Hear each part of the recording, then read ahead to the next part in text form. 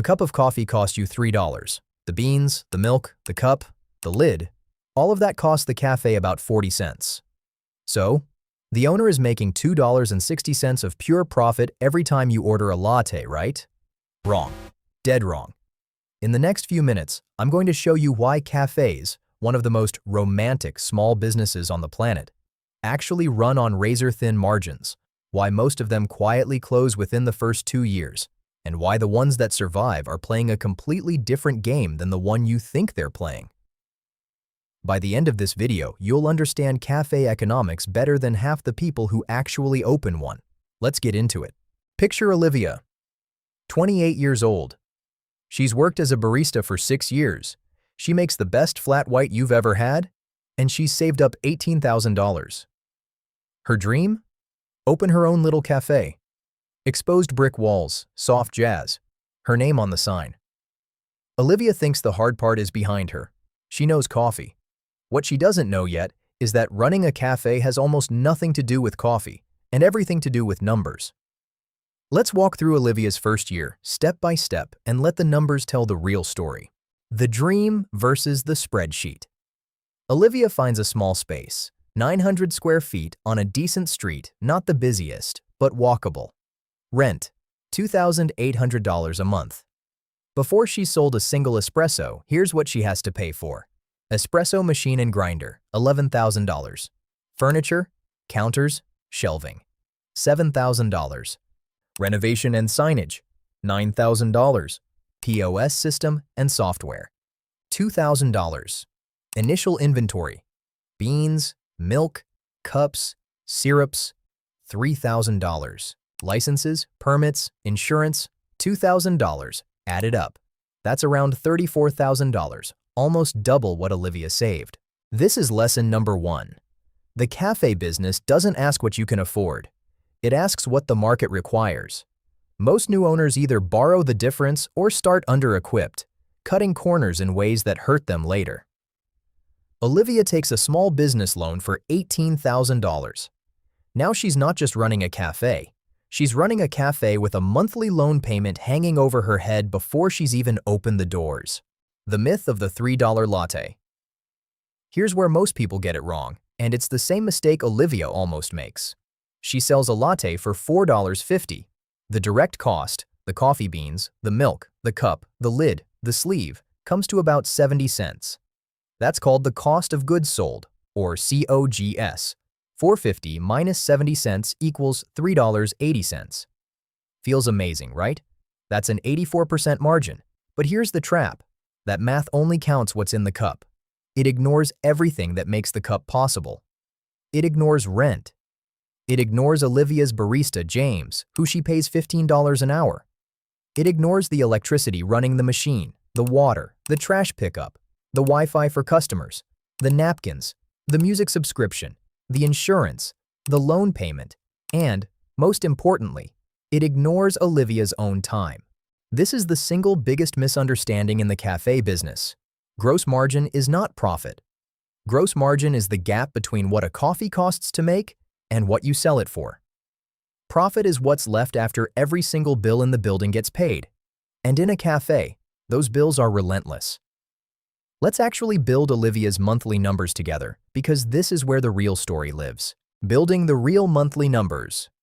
Olivia's cafe seats 18 people. On a solid day, she serves about 130 customers, spending an average of $6 each. That's around $780 a day. Multiply that across 30 days, roughly $23,400 a month in revenue. Sounds pretty good for a small cafe, right? Now let's subtract one line at a time. Cost of goods sold, about 30% of revenue in a well-run cafe. $7,000. Rent, $2,800. Staff. This is the number that shocks almost every new cafe owner. Olivia needs James in the mornings, another part-timer in the afternoons, and herself working the counter most days unpaid, at least at first. Payroll alone, before she pays herself a single dollar, runs close to $6,000 a month.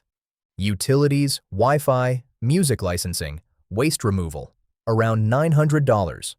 Loan repayment, $400 a month. Insurance and software subscriptions, $300. Marketing, flyers, an Instagram ad here and there, a local sponsorship, $300. Maintenance and small repairs because espresso machines break constantly. Call it $200, averaged out. Let's add the costs. 7,000 plus 2,800 plus 6,000 plus 900 plus 400 plus 300 plus 300 plus 200 equals $17,900. Revenue was $23,400. Subtract the costs, and Olivia is left with $5,500. That sounds okay, until you remember she hasn't paid herself yet. If Olivia wants to take a salary of $3,000 a month to actually live, she's left with just $2,500 of real profit. On a business she poured her savings and a loan into. And that's a good month. A slow month, a rainy week, a competitor opening 2 blocks away, a broken fridge, can wipe that number down to almost nothing. The fixed cost trap. Here's the part that makes cafes uniquely brutal compared to other small businesses. Most of Olivia's costs don't move, whether she serves 10 customers or 300. Rent doesn't care if it rains. The loan payment doesn't care if her barista calls in sick. The lease doesn't shrink in January when everyone's on a health kick and skipping their afternoon muffin. Economists call this operating leverage. When a big chunk of your costs are fixed, small swings in revenue create huge swings in profit. A 10% drop in customers doesn't cost Olivia 10% of her profit. It can cost her 50% because the fixed costs stay exactly the same size no matter what. This is why cafe owners obsess over one specific number, the break-even point. That's the exact number of customers per day needed just to cover the bills, before a single cent counts as profit. For Olivia, once you run the math, her break-even sits at around 90 customers a day. Below that, she's losing money every single day the doors are open. Above that, every extra customer is mostly profit, because the fixed costs are already covered. This is why the best cafe owners aren't obsessing over the coffee. They're obsessing over foot traffic. Why location is everything. Let's compare Olivia to her old co-worker, Theo, who opened a cafe across town, right next to a university, with triple the rent. $6,000 a month instead of $2,800. On paper, Theo looks reckless. Higher rent, higher risk. But Theo gets 400 customers a day, not 130. Because he's surrounded by students who walk past his door every single hour. Even after that huge rent bill, Theo's profit dwarfs Olivia's, because in a fixed-cost business, volume is the great equalizer. A cafe isn't really selling coffee, it's selling proximity. It's renting attention from everyone who walks past that window. This is why you'll notice cafes cluster in tiny expensive pockets of a city instead of spreading out to where rent is cheap. The rent isn't the risk. Low foot traffic is the risk. The hidden killer, labor and turnover. If rent is the obvious cost, labor is the sneaky one. A cafe can't run itself. Someone has to open at 6 a.m., someone has to close at 9 p.m. Someone has to be trained for weeks before they can make a decent flat white without wasting milk. And baristas quit. A lot. It's typically an entry-level job, and turnover in cafes and coffee shops runs extremely high compared to most industries. Every time James's replacement quits, Olivia loses days of productivity retraining someone new, plus the wasted milk, the slower service, the frustrated regulars who wait too long and start going elsewhere. This is why so many cafe owners end up working 60, 70 hours a week themselves.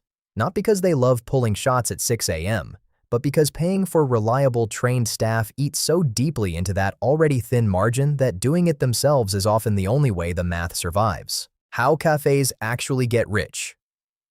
So if margins are this tight, how does anyone make real money running a cafe? Almost never from the coffee itself. It's from 3 things. 1. Food. A croissant costs maybe 50 cents to make and sells for $4. Food margins often beat coffee margins, and food gets people through the door during slower hours. 2. Volume and repetition. A regular who comes in 5 days a week, spending $6 a visit, is worth over $1,500 a year to that one cafe. Cafes don't need thousands of customers. They need a few hundred loyal ones who show up on autopilot. 3. Multiple locations. One cafe making $2,500 a month in profit is a modest side income. 5 cafes making that same amount. Once Olivia has systems, trained managers, and bulk buying power on beans and milk, is $12,500 a month.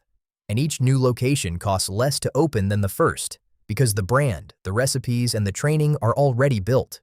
This is exactly how every major coffee chain scaled, not by increasing the price of one cup, but by multiplying the number of cups sold across hundreds of nearly identical, tightly run locations where every fixed cost is calculated down to the cent. So, back to Olivia. A year in, she's not rich. She's not even paying herself much yet. But she's profitable. She understands her break-even number down to the customer, and she knows exactly which lever to pull if a slow month hits. Cut a shift, push the croissants, run a small loyalty promo to get regulars back in the door. That's the real economics of owning a cafe. It was never about the coffee. It's about rent, people, and foot traffic. 3 forces silently fighting over the same razor-thin margin. Every single day, the doors are open. If you learned something today, hit subscribe. I break down the real numbers behind everyday businesses every week. The stuff nobody tells you before you sign the lease. See you in the next one.